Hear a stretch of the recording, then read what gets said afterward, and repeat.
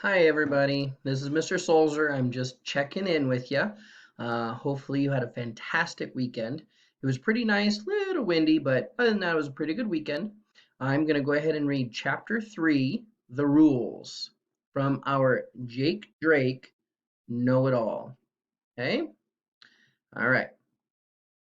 After the assembly about the science fair, our classroom was noisy. Mrs. Snavin came in and said, "Everyone please sit in your chairs. I have something to give you." Eric Kenner said, "Is it a computer?" Everybody laughed, even Mrs. Snavin. She said, "No, it's not a computer, Eric, but it is some news about the science fair." That got things quiet fast. "Now," said Mrs. Snavin, "the first thing you all need to know is that no one has to take be part of the science fair. This is something you can choose to do or choose not to do. It will be good experience, but it will not make any difference in your grades either way." While she was talking, Mrs. Snavin took a pile of papers from her desk and started passing them out. She said, "This is about the science fair. You should take this booklet home and read it with your mom or dad. There is a form that you and your parent will have to sign. Bring it back to me before Christmas vacation if you are going to enter the science fair. You should pay special attention to page 3. That's the page that tells the kind of projects that are allowed and the kind of projects that you should not make." It was dead quiet in the classroom except for the rustling of paper. I got my booklet and started flipping through it. It was 10 pages and it all looked pretty boring. I started folding it up so I could put it in my backpack to take home. But then I looked at Kevin. He was hunched over his desk, reading fast. He had a pencil and he was marking little check marks and notes on the pages. Then I turned my head towards the other side of the room and looked towards Marcia. Same thing, except she was using a pink highlighter. Usually, I would have looked at Marcia and Kevin and said to myself, "Know-it-alls." But not that day. I grabbed my red pen and I unfolded the science fair paper and I started reading. No way was I going to let either of those kids get my Bluntnum 12 computer. Then Mrs. Snavin said, "Are there any questions about the science fair?" Right away, Kevin's hand went up. Mrs. Snavin said, "Yes, Kevin."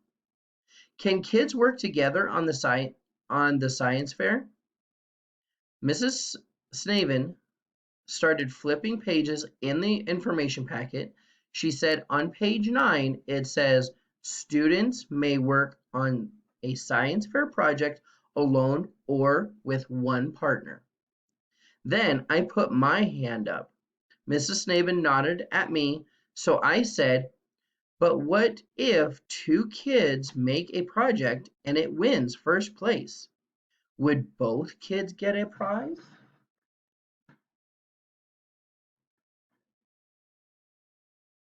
Mrs. Snavin flipped through some more pages. Then she said, "On page 6, it says only one grand prize will be awarded for the winning project in grade 3, grade 4, and grade 5.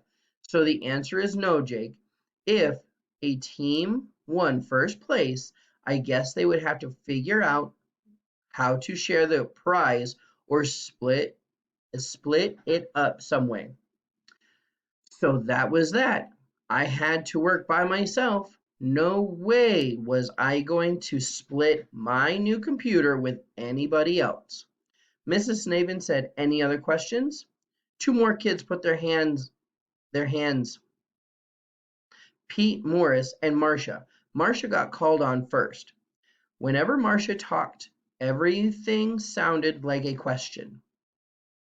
She said, "On page 7, well, It says I have to get my project idea approved before I start working on it. Well, what if I want to start working on it today, like after school today and tonight? Mrs. Navin smiled. I think you'd better wait until you talk with your mom or dad before you begin, Marcia. And don't worry, there will be plenty of time. You see that? How Mrs. Snavin said there will be plenty of time? And how she said, don't worry? That's because Mrs. Snavin didn't get it. She didn't understand how know it alls have to get the right answer, or about how they always have to be first, or how they always worry. Pete Morris still had his hand up, so Mrs. Snavin called on him. Pete's a science kid. He knows every kind of bug there is, even their fancy names, and which bug is related to which other bug, and what they eat, and how long they live. Pete's really smart. Pete said, I think insects would be a great science fair topic because I have a lot of different bugs. Bugs are my hobby, and rocks too, and also worms, and plants, and sometimes different kinds of monkeys. So, is it okay to have your science fair project and your hobby be the same thing? Mrs. Snavin said, That's a good question, Pete. And the answer is yes. But I still think you all need to talk to your moms or dads, and they can help you decide what's best for you to do. Now, that's all the time we have for this today. Then it was quiet reading time. So we all put the science fair stuff away and got our library books. Except I didn't, and neither did Marcia. She put the science fair paper down in her lap where she could keep reading them.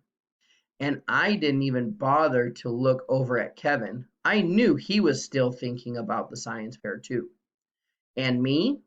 I kept the paper out on my desk. That way I could look down at them under my library book. I needed to get to work. Maybe I could go to the library after lunch. Then I could get a head start because I wanted to be the first and the best. I wanted to win. And I didn't want to win. I had to win. I had to be know it all number one. All right. So that's chapter 3. I will go ahead and post chapter 4 for next week.